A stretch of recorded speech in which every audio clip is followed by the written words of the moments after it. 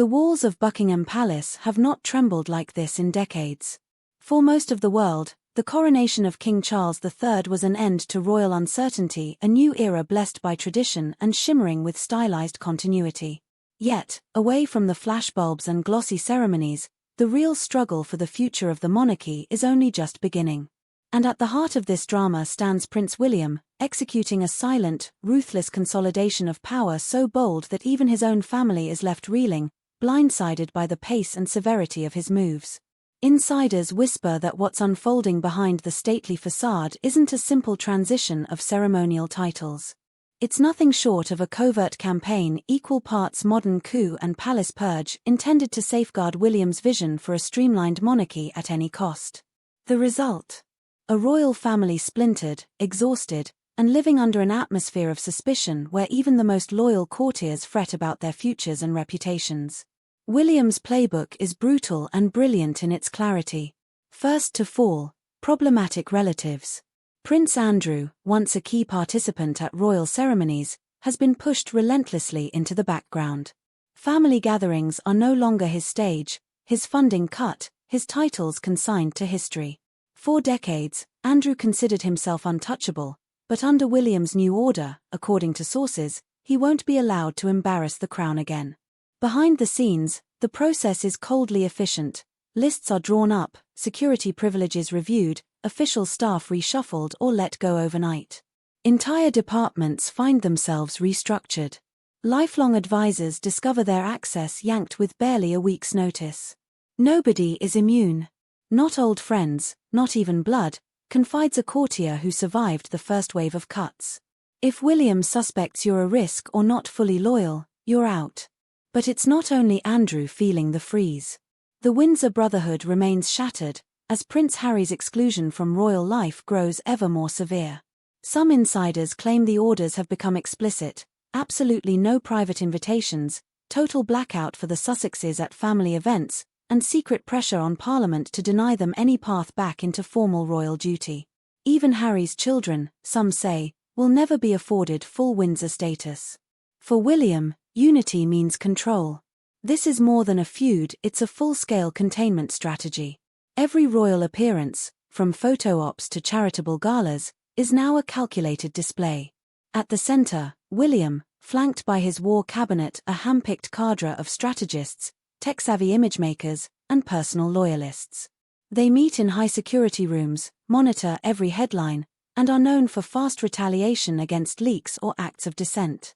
It's a palace operation that would impress even political spin doctors in Downing Street. The inner circle's obsession is the optics of the future. The days of sprawling Windsor privilege are ending. The only faces that matter: William, Catherine, their children, and occasional select seniors from the family.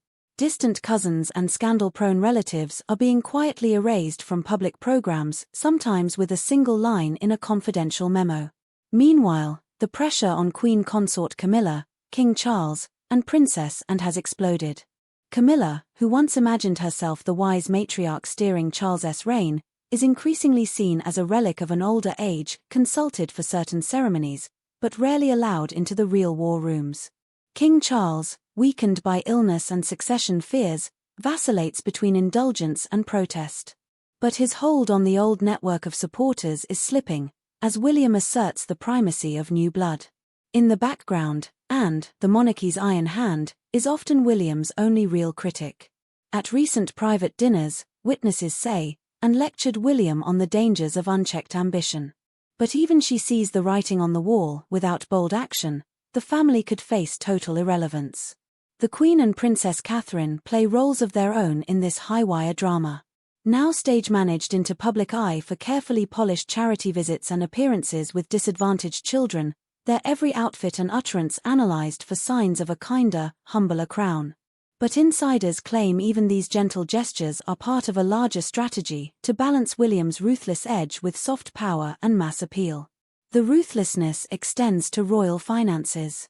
William's camp is quietly auditing every account, streamlining expensive property holdings, and pressing for new transparency measures that squeeze out deadwood projects and ancestral excess. Private jets, rural hunting retreats, unused apartments, all are reportedly under review, with rumors of major sell-offs or reallocation. Palace insiders confirm that staff cuts and organizational overhauls have reached levels not seen in generations. As the shakeup continues, even allies of Charles and Camilla worry. Sources say the king has confided to friends that he fears losing the soul of the monarchy, even as advisors remind him that reform, or at least the appearance of it, is the only way forward. Not everyone in the family agrees. Some older royals and legacy players resist William's tech-focused overhaul. They question the wisdom of trusting digital consultants over palace lifers, and fear the quiet banishment of anyone not on brand. These rifts are no longer whispered, but flare up in abrupt walkouts and famously cold family lunches where smiles vanish the moment cameras are off. Out in the world, the effects are dramatic.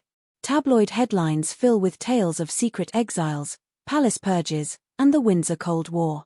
Polls show an age split, older monarchists unsettled, younger generations either apathetic or enthralled at the brutal reinvention. Hard, necessary medicine, some call it, a bloodless coup, others warn. Key to William's plan, total message control. New media war rooms track breaking news, plant positive stories, counter viral rumors within minutes. Leaks are traced, and staffers suspected of talking to the press are fired, sometimes publicly and with a warning to others. Several longtime palace employees have left for health reasons that insiders claim were anything but voluntary. This relentless pace has real consequences for the Windsor psyche. Once a fortress of tradition and mutual protection, the family now resembles a corporate boardroom locked in a power struggle, alliances forging and fracturing in weeks, not decades. Ironically, as William streamlines, outside scrutiny only widens. Parliament is now openly debating monarchy budgets, with cross-party MPs, some lifelong royalists, calling for strict caps or even referendums on future crown funding. Memes trend daily: who's next to fall, Game of Thrones, Windsor edition, and viral threads dissecting every high-profile demotion, property sale, or abrupt charity walkout. But the new regime isn't backing down. Major charities have been quietly reassigned. Minor royals find their patronages under review. Even the beloved annual Christmas family photo, long a symbol of Windsor unity, has been trimmed, with only the core four left standing front and center. It's all by design, say insiders. No loose ends, no surprises, no threats to the streamlined brand. Millions in Britain watch, divided. To some, William's strategy is the ruthless hope for a monarchy that might finally shed its baggage and survive for another century. To others, the freezing out of so many blood relatives, old staff, and family traditions feels like an act of treachery, undermining what little magic remained of the firm. For those left out in the cold, adaptation is the only path. Andrew must retreat, Harry and Meghan remain cut off, cousins and distant relations now scramble to redefine their roles or risk fading into total obscurity. And yet, for all the internal conquest, one truth remains: no palace plan can fully script what comes next. Social media, global crises, and the persistent British press are wildcards too powerful and unpredictable for even William's war cabinet to control. Every move, every excommunication, reverberates beyond the palace gates. One disaster, or one ugly leak, could turn the public against the new king-in-waiting overnight. As Britain's own political and economic crises deepen, the pressure on the royals only grows. The public, sick of austerity and scandal fatigue, grows less forgiving. The young, in particular, are watching, deciding, now, whether there's any part of the crown they want to inherit. So what is the legacy of William's campaign? Is it a streamlined, future-proof crown, forged through necessary sacrifice? Or is it a House of Windsor more divided and vulnerable than ever before, just waiting for the final act that will turn power into Pyrrhic victory? In the end, the echoes of this palace revolution may last far longer than the reigns of kings. As the game of power climbs to its climax, the only certainty is this: no one inside Buckingham is truly safe, and the eyes of the world remain locked on the shadows behind the royal curtains. Stay with us, because each purge, each exile, and each icy smile is just one more move in a saga that will decide the fate of Britain's oldest and bloodiest family.